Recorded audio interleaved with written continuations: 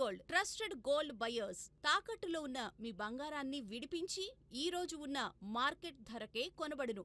Contact number తెలంగాణలో ఉప ఎన్నిక అనగానే ఇప్పుడు రాష్ట్ర ప్రజలు మొత్తం ఆ నియోజకవర్గం గురించే చర్చించుకుంటున్నారు. అన్ని పార్టీల నేతలు ఆ నియోజకవర్గానికి క్యూ కట్టారు. మేం పోటీలో ఉన్నామంటూ మాకు అవకాశం ఇవ్వండి అంటూ అన్ని పార్టీల నేతలు అధిష్టానం వద్దకు తమ ప్రొఫైల్ తీసుకుని వెళ్తున్నారట. అయితే ఈ క్రమంలో నేనేమీ తక్కువ కాదు, నాకు అవకాశం ఇవ్వండి అప్లికేషన్ పెట్టుకున్నారట ఆ అధికార పార్టీ ఎమ్మెల్యే. ఇప్పటికే ఢిల్లీ పెద్దలను కూడా కలిశాడని పార్టీలో టాక్ నడుస్తోంది. ఎమ్మెల్యేగా ఉంటూ కూడా జూబ్లీహిల్స్ పై కన్నేసిన ఆ నేత ఎవరు? ఒక్క దెబ్బకు 2 పిట్టలు పడాలని ప్లాన్ చేశారా? ఆ నాయకుడు అనుకున్నది అవుతుందా? Let's drive in to the story.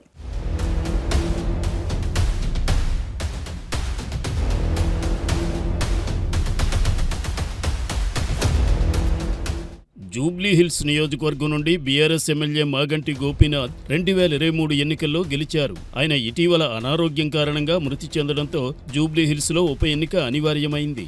Notification కూడా తొందరలోనే వచ్చే అవకాశం ఉంది. దీంతో ఈ ఉప ఎన్నికను అన్ని పార్టీలు సీరియస్ గా తీసుకుంటున్నాయి. సిట్టింగ్ స్థానం కావడంతో ఎలాగైనా గెలవాలని బీఆర్ఎస్ చూస్తుంటే, మరోవైపు బీజేపీ సైతం ఉప ఎన్నికను ప్రతిష్టాత్మకంగా తీసుకుంటోంది. అధికార పార్టీ కాంగ్రెస్ సైతం జూబ్లీహిల్స్ ఎన్నికల్లో గెలిచి గ్రేటర్లో పార్టీకి బూస్టప్ ఇవ్వాలని, అలాగే రానున్న జీహెచ్ఎంసీ ఎన్నికల్లో కూడా జోష్ నింపినట్లు ఉంటుందని భావిస్తోంది. ఇలా ఎవరికి వారు గెలిపే లక్ష్యంగా అడుగులు వేస్తున్నారు.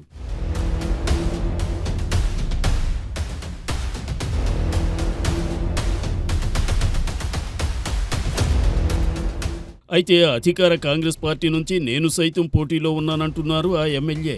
కాంగ్రెస్ పార్టీ అధికారంలోకి వచ్చిన తరువాత మొదటిగా పార్టీ మారి హస్తంగూటికి చేరిన నేత ఖైరతాబాద్ ఎమ్మెల్యే దానం నాగేందర్. హైదరాబాద్ లో తనకంటూ ఒక మాస్ ఇమేజ్ ఉన్న నాయకుడు అతను.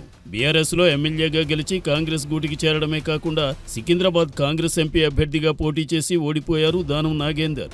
జూబ్లీహిల్స్ ఉప ఎన్నిక నేపథ్యంలో మరోసారి దానం నాగేందర్ పేరు చర్చకు వస్తోంది. ఇప్పటికే ఢిల్లీకి వెళ్లి పార్టీ పెద్దలను కూడా కలిసినట్టు సమాచారం. అయితే ఖైరతాబాద్ ఎమ్మెల్యేగా రాజీనామా చేసి జూబ్లీహిల్స్ ఉప ఎన్నికల్లో పోటీ చేసి గెలిచి మంత్రి పదవి కైవసం చేసుకోవడంతో పాటు పార్టీ ఫిరాయింపుల కేసుకు చెక్ పెట్టాలన్నది ఆయన ఆలోచనగా తెలుస్తోంది. అంటే ఒకే దెబ్బకు 2 పిట్టలన్నమాట.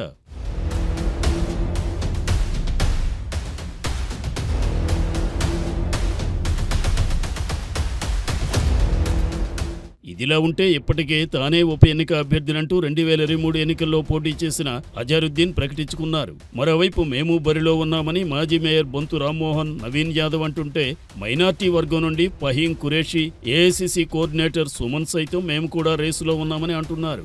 అయితే పీసీసీ అధికారికంగా ఎవరి పేర్లు ప్రకటించకపోయినా తాము రేసులో ఉన్నామని చెప్పుకుని వస్తున్నారు. ఎవరు ఎన్ని చేసినా, ఎంత చర్చ జరిగినా చివరికి అధిష్టానమే అభ్యర్థిని ప్రకటిస్తుందని, దానికి కావలసిన సర్వే, ఎలక్షన్ కమిటీ ఉంటుందని గాంధీ భవన్ వర్గాలు చెప్పుకొస్తున్నాయి.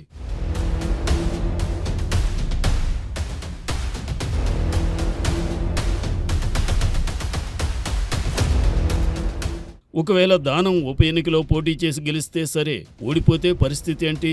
దానం ఇంత రిస్క్ చేస్తాడా? ఓడితే పార్టీ పరంగా కాంగ్రెస్ అవకాశం ఇస్తుందా? ఒకవేళ సర్వే దానంకే అనుకూలంగా వచ్చి టికెట్ ఇస్తే ఉప ఎన్నికలో టికెట్ ఆశిస్తున్న వారు సహకరిస్తారా? ఇలా ఎన్నో అంశాలు పార్టీలో చర్చకు వస్తున్నాయి. ఉప ఎన్నికకు ఇంకా సమయం ఉంది కాబట్టి మరింత కసరత్తు చేయాలని భావిస్తోంది హస్తం పార్టీ. మరి జూబ్లీహిల్స్ ఉప ఎన్నికలో అధికార పార్టీ ఎలాంటి వ్యూహంతో ముందుకు వెళ్తుందో చూడాలి.